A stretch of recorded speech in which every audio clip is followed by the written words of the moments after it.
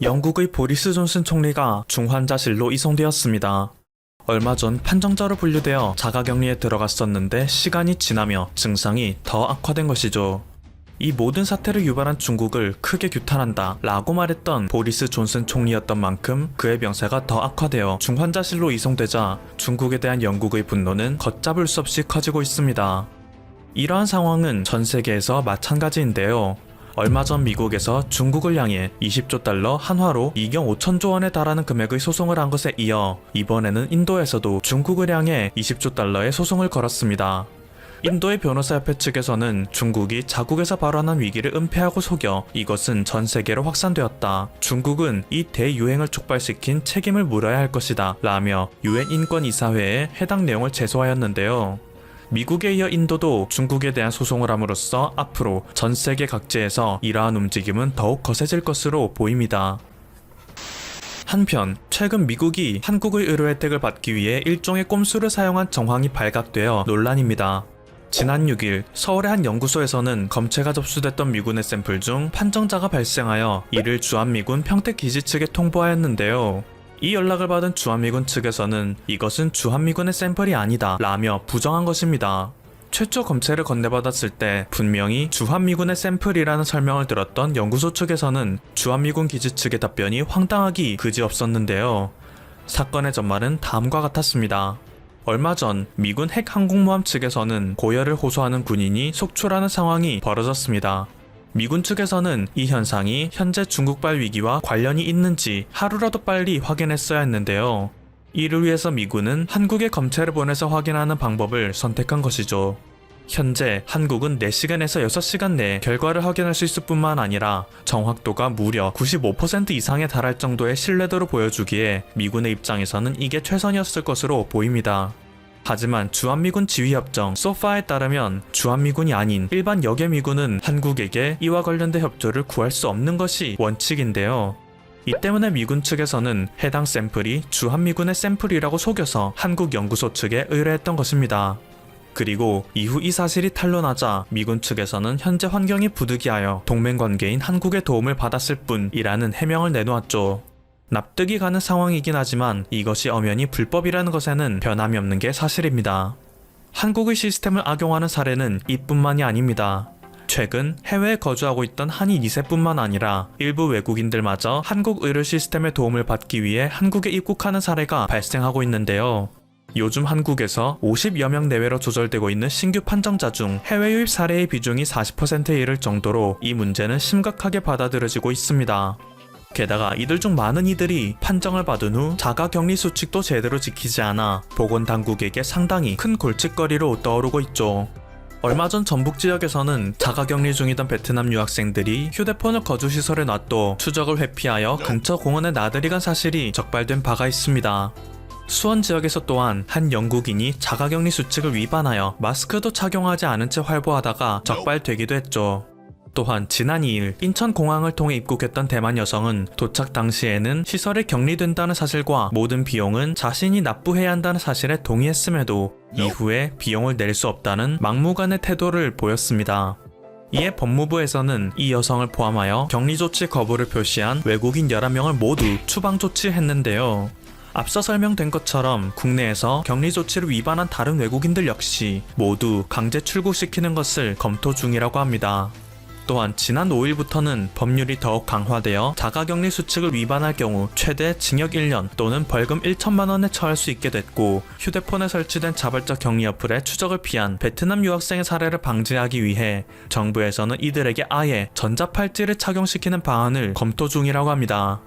여태까지 정부가 시행했던 조치 중 가장 역대급 초강수인 셈인데요.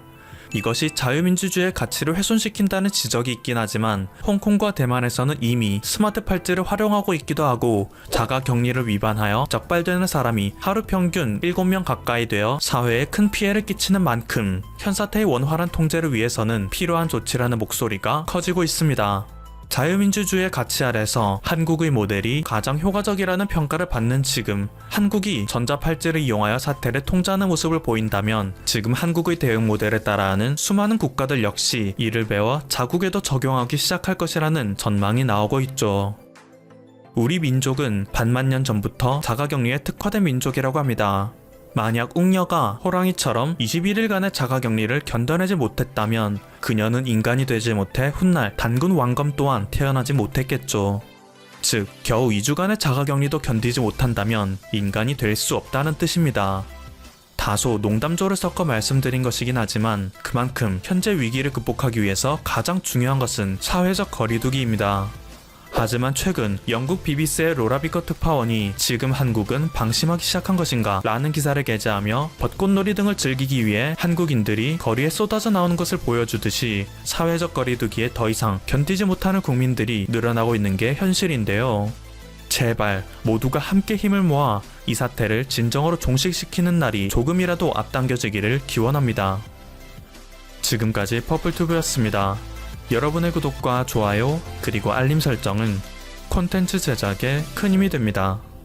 감사합니다. 일본 상반기 수출액이 작년보다 15.4% 감소해 글로벌 금융위기 이후 가장 큰 폭으로 악화됐다. 20일 일본 재무성이 발표한 무역통계속보에 따르면 상반기 수출액은 32조 3,640억 엔, 363조 6천억 원으로 작년보다 15.4% 줄었다. 감소폭이 글로벌 금융위기 직후인 2010년 이후 가장 컸다. 미국과 중국의 무역 전쟁 여파로 이미 수출 실적이 악화된 가운데 코로나로 주력 품목인 자동차 수출이 30% 넘게 감소한 영향이다. 산물계류 월 수출액이 넉 달 연속 감소했다. 다만 6월 실적을 보면 최악을 지났을 가능성이 제기됐다. 수출 감소율은 3월 마이너스 11.7%, 4월 마이너스 21.9%, 5월 마이너스 28.3%로 확대됐다가 6월 마이너스 26.2%로 소폭 축소됐다. 중국에 대한 수출이 0.2% 감소하는 데 그쳤다. 반도체 제조장비 등은 미국의 제재 여파로 감소 규모가 계속 컸으나 구리 등 비철금속, 자동차 수출이 각각 71.8%, 18.8% 늘었다. 대미 수출도 5월 마이너스 50.6%에서 6월 마이너스 46.6%로 감소폭이 축소됐다. 유럽연합, EU에 대한 수출도 5월에 33.8% 줄었다가 6월에 28.4% 감소했다. SMBC 니코증권의 미야마의 코야 애널리스트는 최악은 벗어났지만 코로나 재확산, 미중 무역전쟁 여파로 불확실성이 크다. 해외 수요 침체는 장기화될 가능성이 있다고 말했다. 수입도 14.4% 감소해 수출에서 수입을 뺀 무역 수지는 2,688억 엔, 3조 원, 적자를 기록했다. 일본 최저임금 사실상 동결 1만 84원, 한국은 1.5% 인상된 8,720원. 코로나19로 경제에 비상이 걸린 일본 정부가 최저임금을 동결하기로 했다. 22일엔 HK에 따르면 후생노동성 자문기관인 중앙최저임금심의회는 이날 올해 전국 평균 최저임금 인상 기준을 제시하지 않았다. 중앙심의회가 최저임금 인상 기준을 제시하지 않은 건 세계 금융위기를 겪었던 2009년 이후 처음이다. 현재 일본의 최저임금은 전국 평균 901엔, 약 1만 84원이다. 일본은 지역별로 물가 등을 감안해 최저임금을 다르게 정한다. 가장 높은 도시는 도쿄 1013엔이며 가장 낮은 도시는 오이타현 790엔이다. 일본은 2016년부터 4년 연속 3% 이상 최저임금을 올려왔다. 일본의 최저임금은 중앙심의회가 제시한 기준을 근거로 각 지방심의회 협의를 거쳐 결정된다. 우리나라의 2021년 최저임금 지난해보다 1.5% 오른 8,720원이다. 일본과 달리 전국적으로 균일하게 적용된다. 미룬 올림픽 1년 앞 도쿄 뒤덮은 비관먹구름. 제34회 도쿄 하계올림픽 1년 뒤 신종 코로나 바이러스 감염증을 극복한 인류의 잔치로 축포를 터뜨릴 수 있을까? 도쿄올림픽은 코로나19 탓에 출범 124년 만에 처음으로 연기돼 2021년 7월 24일 개막하기로 결정됐다. 꼬박 365일 앞으로 다가왔지만 22일 현재 전 세계에서 60만 명 이상의 목숨을 앗아간 감염병의 재난은 사그라질 조짐을 보이지 않는다. 당장 개최국인 일본과 세계 스포츠 시장의 큰손 인국이 코로나19 속수무책이라 올림픽 개최 비관론을 키운다. 2011년 동일본 대지진과 후쿠시마 원전 사고 이후 꾸준하게 제기된 방사능 오염 경고에도 흔들림 없던 일본 국민의 올림픽 개최 의지도 코로나19 이후 바뀌었다. 일본 공영방송 NHK는 이날 도쿄올림픽 패럴림픽 개최에 대한 여론조사에서 재연기를 택한 응답이 35%, 취소를 요구한 응답이 31%로 각각 집계됐다고 보도했다. 올림픽을 비관하는 여론이 개최국에서 66%로 나타난 셈이다. 개최해야 한다는 응답은 26%였다. 일본의 코로나19 1일 확진자 수가 최근 600명을 넘나들 만큼 가파르게 증가하면서 올림픽 비관론을 키운 것으로 보인다. 올림픽 취소를 택한 응답자의 54%는 코로나19의 확산세가 1년 뒤까지 계속될 것으로 봤다. 올림픽은 당초 오는 1 도쿄 신국립경기장에서 개회식을 열고 16일간 펼쳐질 예정이었다. 하지만 코로나19가 세계로 확산되자 지난 3월 2일 토마스 바 국제올림픽위원회 위원장과 아베 신조 일본 총리는 전화회담을 통해 올림픽 연기를 결정했다. 올림픽의 연기는 1896년 그리스 아테네에서 시작된 근대 올림픽 역사에서 처음 있는 일이다. 앞서 취소된 사례는 있다.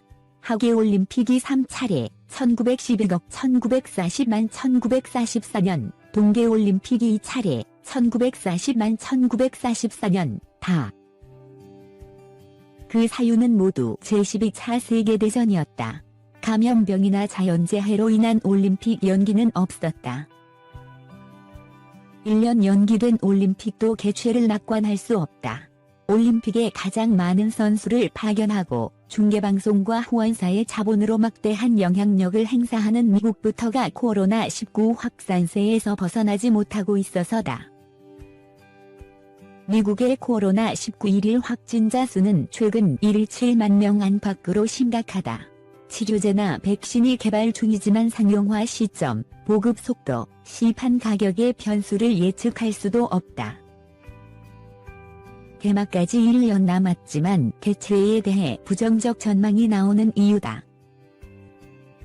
일본은 올림픽 1년 연기만으로 3천억엔, 약 3조 원의 추가 비용을 더 안게 됐다. IOC가 지원을 약속한 700억엔을 빼도 나머지 2,300억엔은 일본 정부도 교도가 분담해야 한다. 올림픽을 취소할 경우 발생할 경제적 손실은 더 막대하다. 일본 언론들은 올림픽 1년 연기가 확정됐던 지난 3월 건립된 경기장 선수촌의 유지관리 비용의 관광객 유입으로 발생할 경제 효과를 모두 포함한 올림픽 취소의 손실을 4조 5,151억엔, 약 50조 원으로 추산했다. 모리 요시로 도쿄올림픽 패럴림픽 조직위원장은 지난 18일 화상으로 진행된 제136차 IOC 총회에서 올림픽을 위한 투자가 이미 이루어지고 있다. 올림픽 취소의 경제적 손실은 운영비의 이물결 3배에 달할 것이라고 말했다. 일본은 코로나19 검방역 절차를 완화하면서까지 확실한 올림픽 개최 의지를 드러내고 있다. TV 아사히는 일본 정부 관계자를 인용해 코로나19 상황이 안정되지 않은 국가에서도 선수나 대회 관계자의 한정한 입국 허용을 검토 중이라고 보도했다. IOC와 일본 정부는 올림픽 규모 축소, 무관중 개최 등을 취소의 대안으로 놓고 논의하고 있다. 모리 위원장은 이날 교도통신과 인터뷰에서 무관중 개최를 원하지 않는다고 말했지만 일본 체육계에서 의견은 엇갈린다. 일본 산케이 신문이 자국 21개 종목 단체를 대상으로 실시한 설문조사에서 9개 단체는 무관중 개최를 긍정적으로 봤다. 적극적으로 반대한 단체는 7개뿐이었다. 올림픽 재연기 가능성은 희박하다. 올림픽이 내년 가을로 연기되면 미국 유럽을 포함한 메이저 프로리그 및 국제대회에 혼선을 주게 된다. 베이징 동계올림픽과 카타르 월드컵 같은 메가 스포츠 이벤트를 일제히 열리는 2022년은 현실적으로 하계올림픽을 편성하기 어렵다.